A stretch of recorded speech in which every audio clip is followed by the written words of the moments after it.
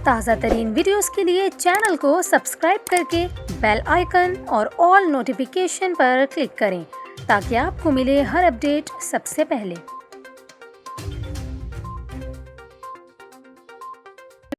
और यहाँ पर आपको खबर दें, शिमाली बलूचिस्तान में सर्द हवाएं चल पड़ी और बालाई इलाकों में दर्जा हरारत नुक्ता इंजमात से नीचे गिर गया। पीडीएमए के मुताबिक इतवार की शाम से शिमाली बलूचिस्तान में बारिश और बर्फबारी का इम्कान है, जबकि कौमी शाहराहों के हिल पॉइंट्स पर मुतवक्के बर्फबारी पर आमदोरफ्त की बहाली के लिए इकदाम शुरू कर दिए गए हैं। इसके अलावा पीडीएमए का यह कहना है कि चमन, किला सैफुल्ला, मस्तोंग और ज़ियारत के लिए मशीनरी भेज दी गई है। मशीनरी ज़ियारत में दौरान बर्फबारी इस्तेमाल होगी।